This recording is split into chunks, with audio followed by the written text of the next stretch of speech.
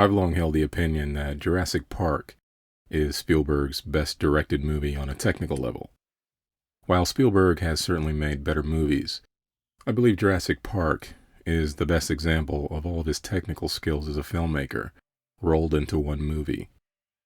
Not just in using the visual effects in a smart and economical way, but also with careful camera blocking and staging.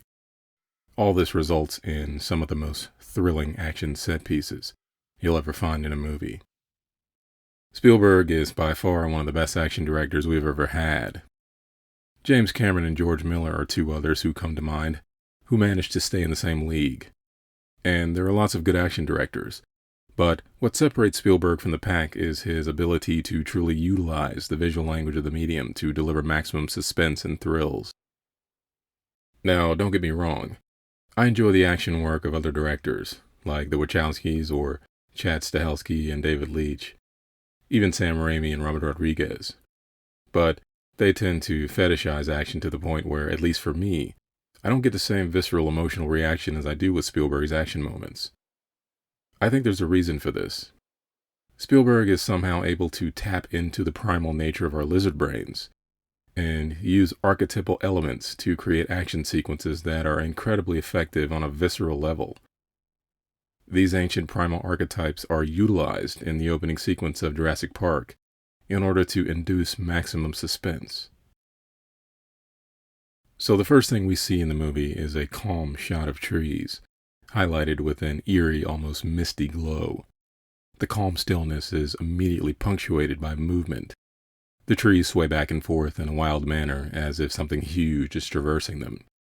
This is reinforced by a low rumbling sound, and what sounds like a wild animal cry in the distance.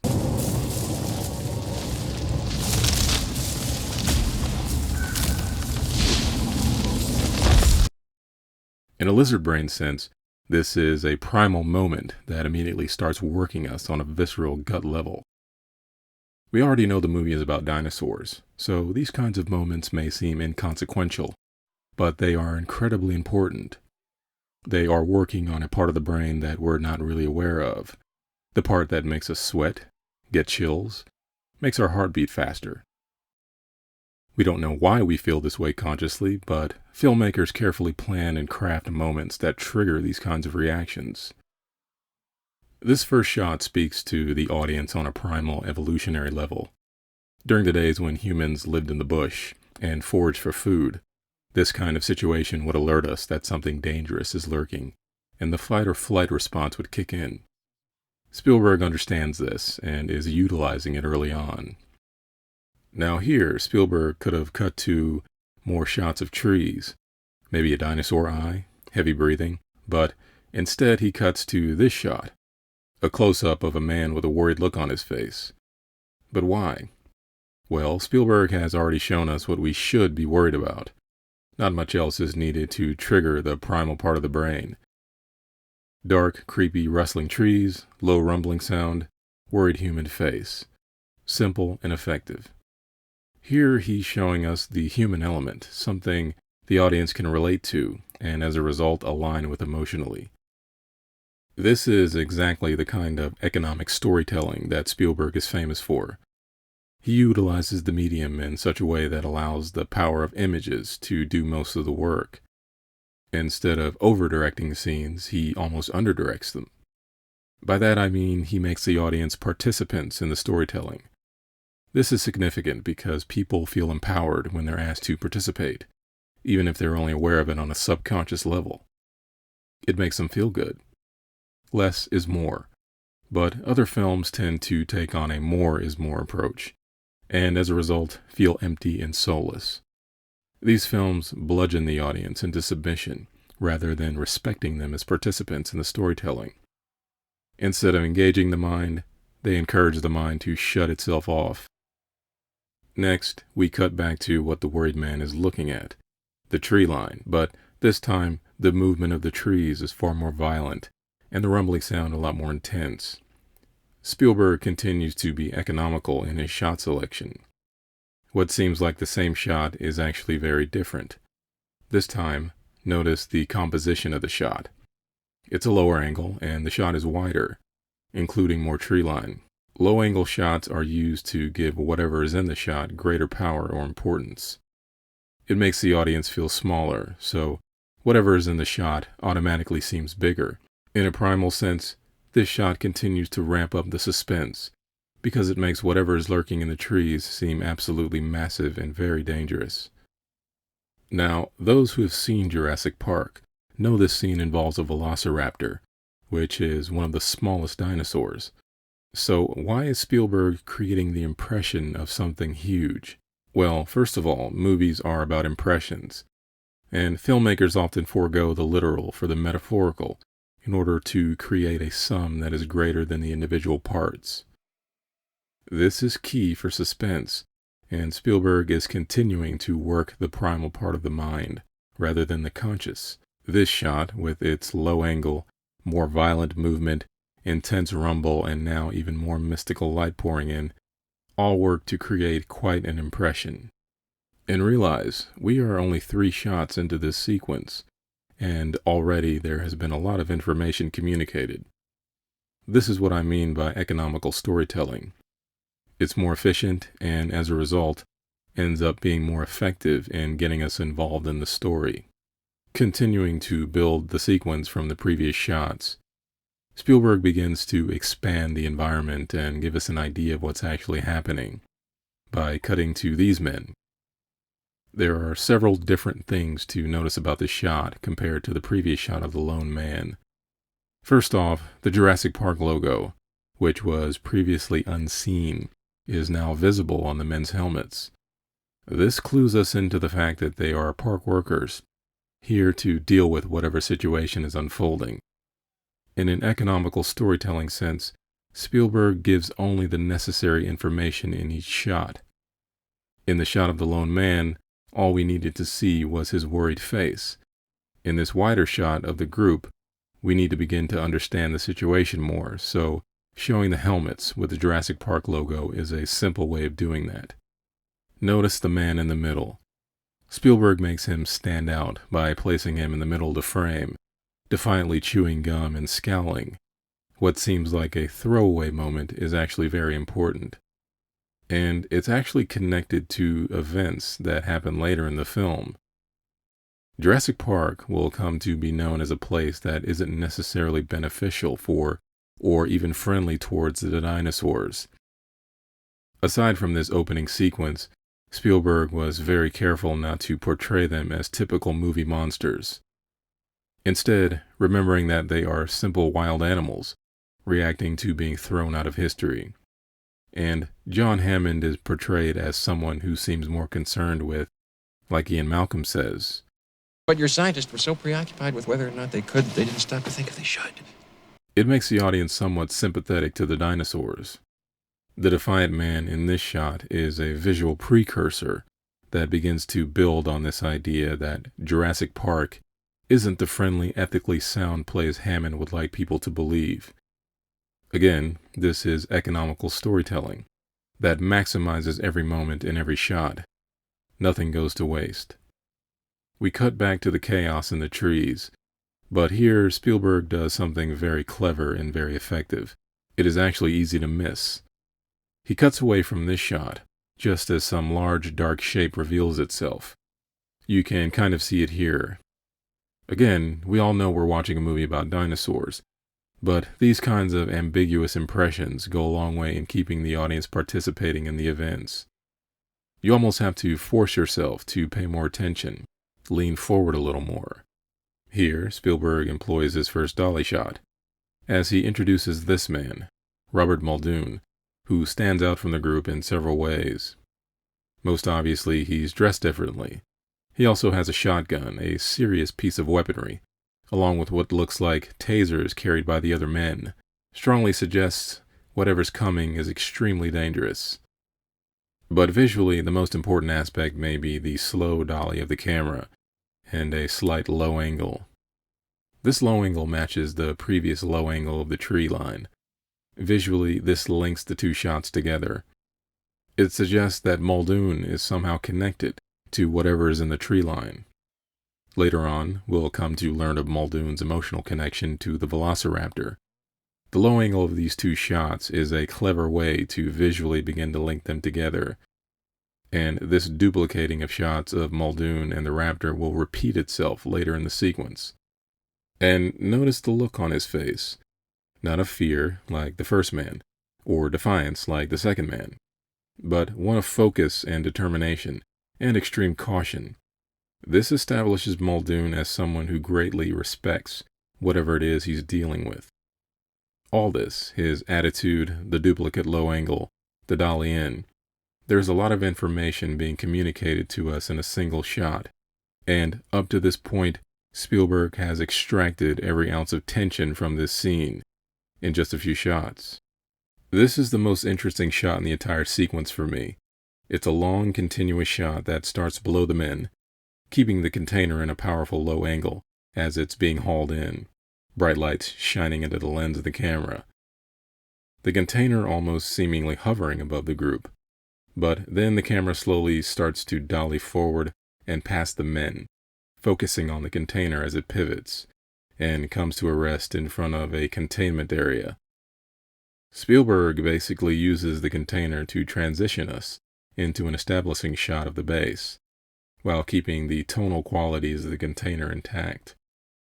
Now we cut to a point of view shot from inside the container, and on the soundtrack we hear a low animalistic breathing sound, both being pretty standard monster movie techniques, but it works, so why not use it? Spielberg effectively employed several POV shots of the shark in Jaws to suggest the threat without showing it, and make the audience somewhat of a participant in the action. But in Jurassic Park, this shot begins to establish a relationship between whatever's in the container and Muldoon, since it's watching him in particular. And remember the two low-angle shots earlier that linked them together. This continues the idea while also separating Muldoon from the other men, as a way to make him stand out. Here, Spielberg employs a lateral tracking shot, following the leading team as Muldoon orders them to the container. It begins a series of lateral angles that suggest an adversarial relationship between Muldoon and whatever is in the container. Lateral angles, especially when cutting back and forth, tend to suggest ideas or characters being at odds with one another. Visually, they place the two things on opposite ends, both literally and metaphorically. The lateral tracking shot here allows Spielberg to hint at this relationship, using the men as a transition device between Muldoon and the container, to suggest it is Muldoon versus the raptor, since that relationship has already been established visually in the previous shots. And, of course, later on, this adversarial relationship fully reveals itself. One of the men is spooked, giving Muldoon an edge of superiority, since, in the previous POV shot, Muldoon seemed unafraid of the creature. Then Spielberg cuts to a lateral shot of Muldoon continuing to build the adversarial relationship. And notice how he's slightly obscured in shadow, with blinding light accenting his figure. This is a pretty clever way to visually add mystique to Muldoon's character. And notice here, as the men start sliding the container forward, we are behind Muldoon in the shot as the container is slid into position. The long focal length of the lens compressing Muldoon and the container together as it is slid across his body. It's a subtle metaphorical moment that visually predicts their inevitable violent confrontation. Everyone has their weapons drawn on edge. Spielberg employs this third POV shot from the creature as Muldoon orders the loading team away. This is important because the raptor is one of the more intelligent dinosaurs, but we don't necessarily know it at this point. Spielberg could have shown this moment from any of these other angles. But from this shot, it suggests the animal is studying Muldoon's methods in order to figure out how to escape. This will be explained later in the film as Muldoon describes the intelligent nature of the raptor. But again, this kind of economical storytelling begins to build on the idea in a visual way that works on a subconscious level. Muldoon orders the other men away and the gatekeeper in. Spielberg employs another lateral tracking shot to follow the gatekeeper to the top of the container. And notice how the shot starts from Muldoon on the left, with the camera moving from him toward the raptor, Remember, this entire sequence has been established as Muldoon versus the raptor. It's really what the scene is about. Forget the men, the container, the jungle, even the procedure of loading the animal into the containment area. This scene is purely about two forces pitted against one another, and almost every single shot up to this point has reinforced this basic idea. This is what good visual storytelling is all about. The gatekeeper is being watched, which suggests a plan is afoot, and Muldoon calls him by name when ordering him to raise the gate. Joffrey, raise the gate! This is important for a couple of reasons. One, he's the only character with a name at this point, and someone with a name isn't just a victim. It establishes him as a person. It's a subtle way to humanize what could potentially be just another random victim. Naming him also means Muldoon knows the man personally, and this personal connection will become important in a moment. All the suspense and tension Spielberg has built is about to pay off and explode in the following series of shots. Again, the lateral movement as the raptor attacks the gate. And here begins one of my favorite of Spielberg's techniques, and is another thing that makes the sequence so riveting. The ability to suggest action or ideas rather than show them directly. This lets the audience's mind fill in the gaps, making us participants in the events, allowing us to co-create the scene. The mind is more powerful than anything a filmmaker can show. No one can scare the audience as much as themselves, as their mind conjures up all kinds of horrible things. This technique also saves a lot of money on visual effects. So all hell breaks loose, and now Muldoon gets involved. The camera here keeping the adversarial tracking shot. Notice how much emphasis is placed on the hand. Spielberg likes to use hands to visually represent ideas. In this scene, highlighting Joffrey's hand visually suggests his predicament, while humanizing him at the same time. Since we don't know Joffrey, it's a quick, effective method to get us to care. A hand is our connection to this world. When we touch things to experience them, we don't use our head or feet, we use our hands.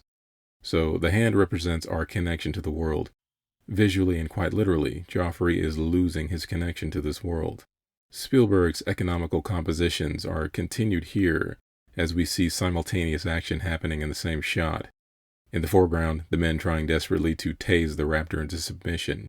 And in the background, Joffrey, incredibly, lifted clear off the ground by the raptor. Next, we have another lateral tracking shot to show the sheer number of men needed to contain the situation. This shot continues to develop momentum in the sequence, but most importantly, a shot like this allows several shots to unfold without the need to cut. Spielberg likes to employ as many shots as possible in a single camera setup. This is a great way to vary the action while keeping a sense of geography, so that the audience is never confused as to where the action is taking place. Here we start with a series of extreme close-ups to close out the sequence.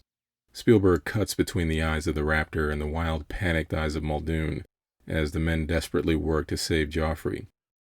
These shots linked together again work to link Muldoon and the raptor visually, paying off the connection between them in the previous shots. At this point, it should be abundantly clear as to what the scene is actually about, and why Spielberg chose to construct the sequence in this manner. This isn't just a movie about dinosaurs. There is a human element, as well as an adversarial relationship between dinosaurs and man that will become the film's focus later on.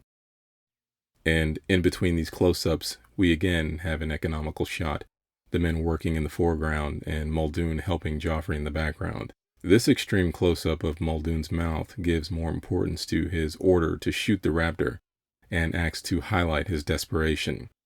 They aren't just words, they're the cries of a desperate man. This also acts to humanize Joffrey even further, as it's a life Muldoon is trying to save and not just some random dinosaur fodder. And then we come back to the hand motif, Joffrey's hand slowly slipping through Muldoon's grasp. This is a visual representation of life slowly being pulled away. This is much more effective than, say, slowly and methodically showing the man's legs being eaten off in a bloody fashion. Spielberg's method, again, retains the human element. This sequence is a highlight for me in a movie full of great sequences, and it becomes clear that Spielberg is in a class of his own when it comes to building suspenseful, thrilling action sequences that are economical, build character, and allow the minds of the audience to co-create the sequence for a more satisfying experience. If you enjoyed this video, consider hitting the like and subscribe button, as I'll be posting more content in the future. Thanks for watching.